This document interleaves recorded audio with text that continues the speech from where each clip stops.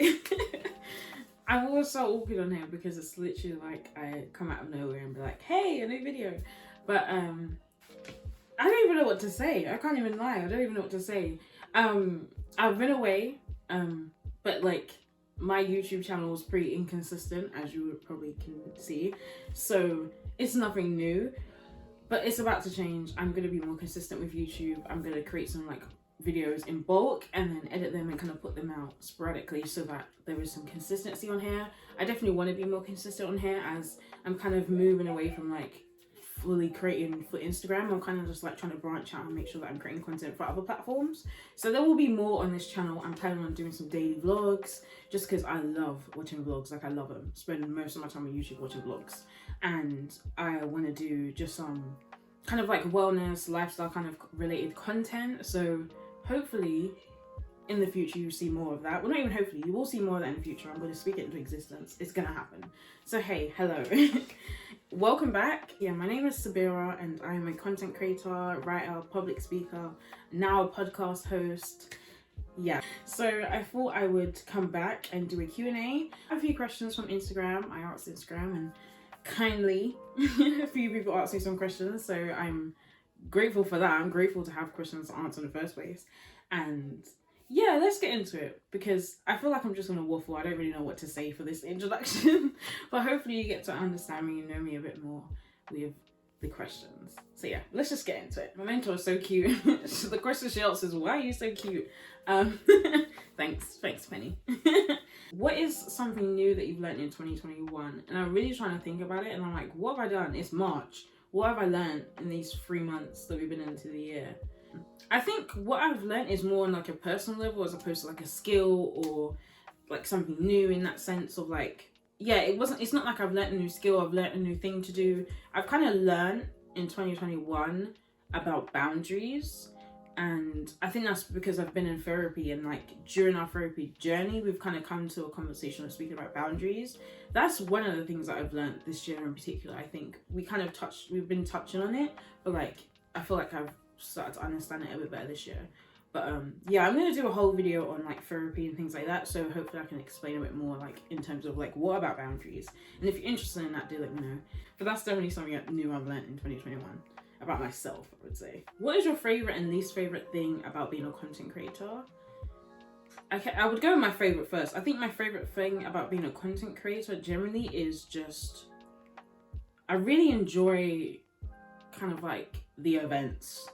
Being invited to events, going to events and things like that was one of my favorite things about being a content creator, for sure. Definitely. And then like close second is like being able to just meet really like-minded people. I think when you're not, like I've always kind of struggled when I was younger to like make friends and meet people and things like that. So being able to meet people who have similar interests and like doing similar things to you or do similar things to you, it's just been really, really interesting and really cool.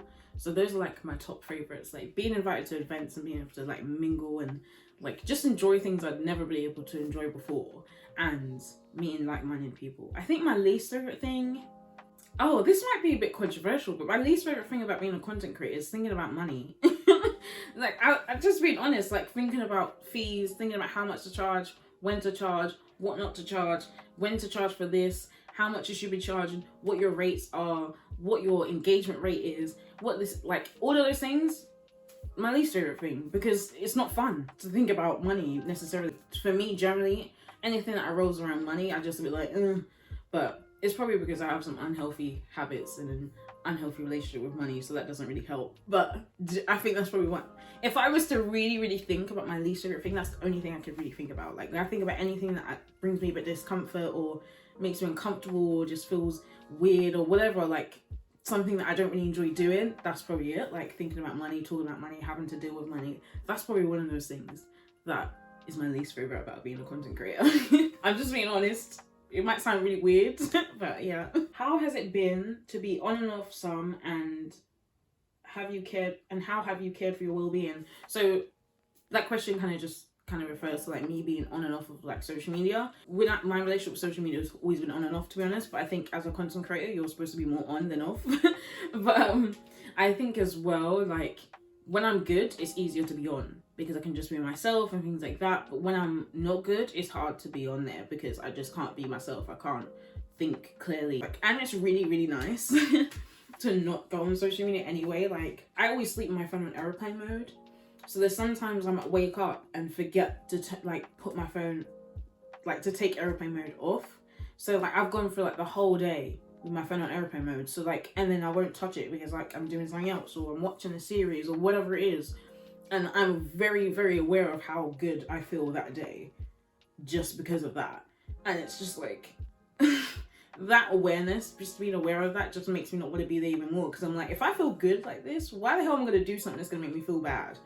And being on and off has made me a bit aware of like how to manage being on better. So just understanding that I can't spend all day on it, and it can't be my thing that I do first thing in the morning. It can't be the last thing that I do before I go to sleep, that kind of thing, which a lot of people say, but it generally is one of those things that I'm aware of that I can't do. And how have I been caring for my well-being?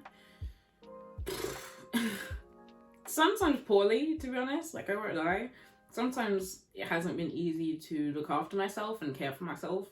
And then there were other times where I've definitely needed help from outside, like people from outside, like other than myself. I've needed other people to help me, basically. It's just been difficult to kind of care for myself fully. So there have been times when I just haven't really been looking after myself, if I'm honest.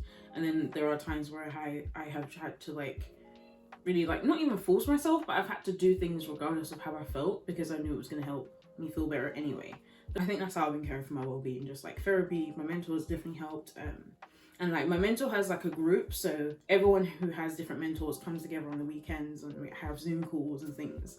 And that's helped kind of stay social and stay connected to people, and they challenge you to like do something every week for your well-being. So I do try to do something at least every week, but it's been a lot easier recently. Before, getting out of bed was a struggle, but now I'm able to like, oh, you know what, I want to feel good today, so I'm going to do like a dance workout. I'm going to do yoga in the morning.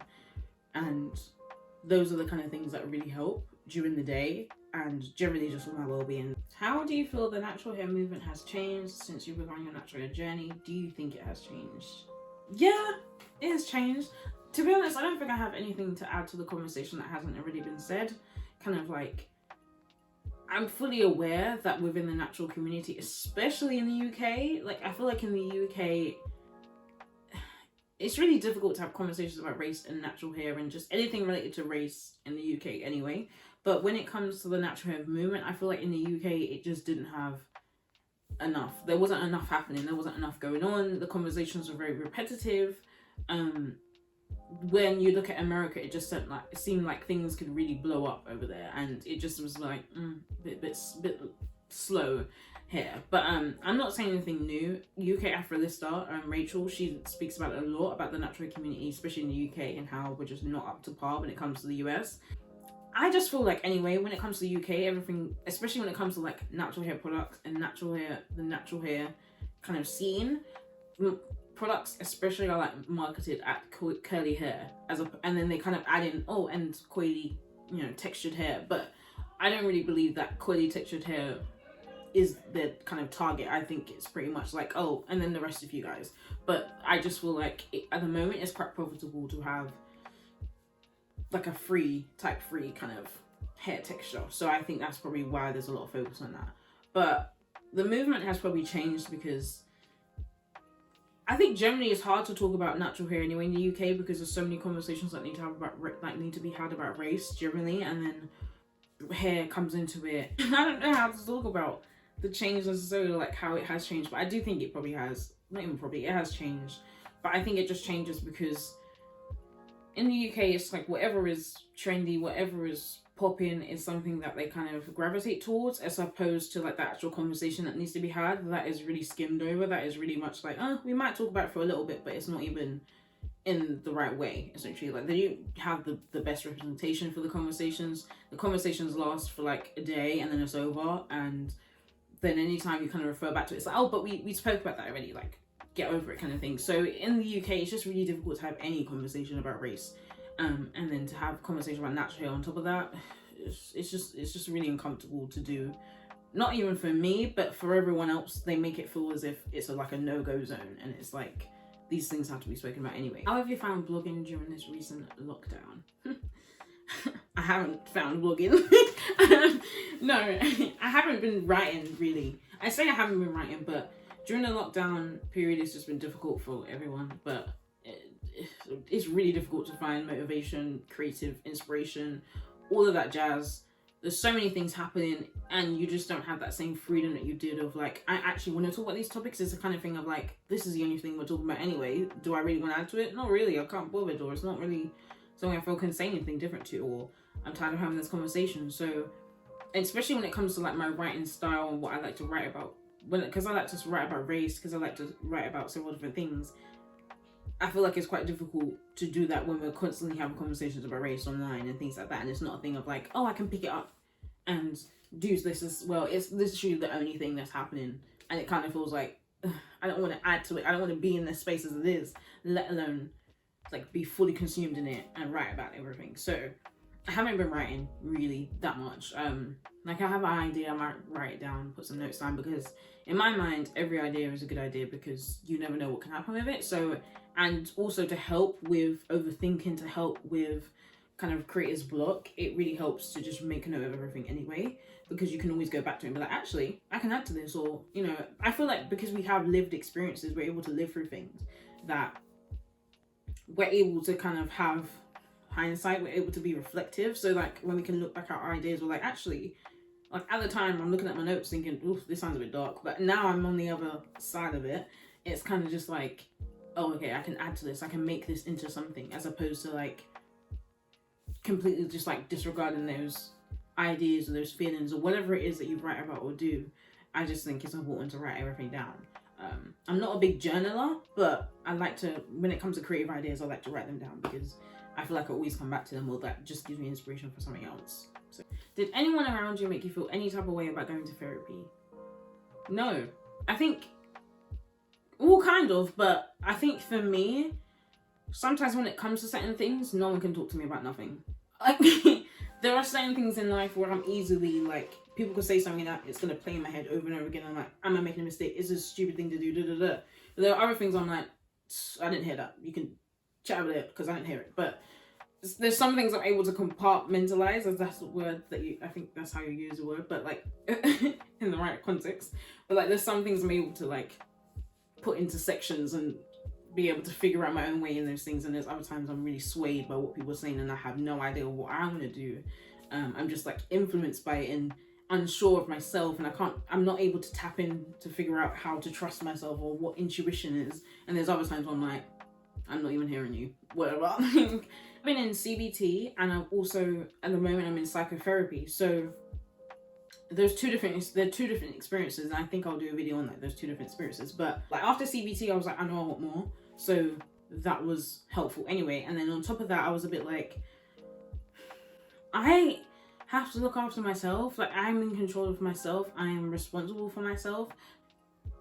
When it came to therapy, like, yeah, people are going to say things, but also at the same time, because I was aware people were going to say things, I was just selective as to who I told. Like, if someone was asking me am I in therapy, I would say it, or someone was having that conversation, I'd mention it that I'm in therapy, but I wasn't going to walk into a room of a family gathering and be like, hey guys, I'm in therapy. Like, I wasn't going to do that. And then there's also some people, I feel like you start talking about, you wanted to talk about therapy, you want to kind of talk about therapy, but you also don't want to become the therapist, because people think, I don't want to go to therapy, but I'm just gonna ask you questions. Like, what do you think? And so I'm just wary of that. But I didn't really let what people thought about therapy affect me in a sense of stopping me from going. What is your go-to natural hairstyle? I think my go-to natural hairstyle is probably the one I'm wearing now. Like, if I can get a headband, get an afro comb, just pop my hair out and wrap my hair in a hairband and go, that's my go-to hairstyle, if I'm honest. How are you able to talk to a stranger? LOL, I would find it so strange. If I'm honest, yeah, like I said, I'm able to think of things as like a matter of fact, and then there's other things where I'm very easily swayed by emotions and other people's opinions and things like that. When it comes to therapy, the only thing I had in my mind is they're there not to judge me. They're trained to do this. They know what they're doing. I trust that. That was literally it. I can't I don't know how to explain it, but like in that instance, I'm able to do that. And there's other times where I'm like, I'm not sure about that. And therapy was one of those things. I was like, these people are there to not judge me. They're there to help me. They're trained to deal with anything that I'm going to give them. So, or anything that I'm going to share with them. So that was the kind of comfort to be able to talk to a stranger. And kind of knowing that that's your safe space, it's confidential, they don't know you, that kind of helps. So like having a stranger who doesn't know me is a good thing for me. Excuse me. But I know for some people it's like, yeah, but they don't know you. And I'm like, personally, I think that's a good thing, because when people know you, they have their own ideas, their own expectations, their own thoughts about you, and that can conflict with what you're going to share with them or what you're going to say. And I feel like sometimes that hasn't really worked out for me. So like, yeah, I just prefer to go to a therapist because I find that experience beneficial, as opposed to like going to someone who does know me. Sometimes I just find like that's not as helpful, if I'm honest. But that's probably also, that not even probably, that's also something that I want to work through in therapy anyway. Just like being able to have a relationship with people that isn't very much like withdrawn. So do you pay for your therapy, and is it really expensive? So yes, I am paying for my therapy. With CBT, I got that on the NHS. I referred myself, so it was free. It was on the NHS, so yeah, that was free. But then after CBT, I knew I wanted to go to therapy. I wanted to go to psychotherapy, so I was like, yeah, I'm gonna have to pay for it. Because in my mind, I just thought there's no way I'm gonna get seen on the NHS for psychotherapy. There's just no way it's happening. I know the waiting list is huge, and also being in a pandemic, like, I just was like, more people need help, more people need the services, and I just didn't feel like I was in need of, I didn't feel like I'd be high on the list. So I was just like, to rule all the disappointment out of applying and being on the waiting list for years, I just was like, I'm gonna go pay for it for myself. So that's what I did. So I found a black-owned business called Frontline Therapists, and that's what I'm having my therapy with. So it's a black-owned business, but not all the therapists will be black. That's one of the things, for some reason, I ignorantly didn't think about. Like, I was like, it's black owned, whatever. Like, and then forgot to mention that I would like a black therapist. So my therapist isn't black, but I didn't feel like that's affected our sessions at all, to be honest. So, but saying that, I want to have a black therapist in the future to see if there is a difference that I was just not aware of. So, yeah, I did pay for it, and I was paying for it. And Frontline Therapist is like an affordable, like private, essentially, therapy service they can go to, and their prices ranged, I believe, from £20 to £40, but I think now they've changed the price, so I think it's 25 to 45. So yeah, I paid like £20 per session, and then that meant like £80 per month. And yeah, you just pay that monthly, and you pay for your session in advance. So like, I pay for my March sessions in February. So yeah, and that was affordable for me because I work part-time, and yeah, that was just my kind of reason behind it. I was like, it's affordable, I can do it, I can put money into this, and at the end of the day, it's me, so it's an investment. So I wanted to do it, and I did. That is all the questions. Thank you so much to everyone who asked me questions. Yeah, it's sad times when you put that little question box up and no one asks you any questions. You're like, oh, okay. So I really appreciate people asking me questions, and hopefully this won't be the last Q&A that we see on this channel. If you have any questions that you just want to ask me anyway, or if you want me to explain anything further, please do leave a comment and I will answer that for you. But anything that I mentioned, I will leave in the description. And yes, I will see you in the next video, because there definitely will be a next one, and it will be very soon after this one. So thanks for watching this video. Please do give me a like, subscribe if you haven't already, and I will see you in the next one. Bye.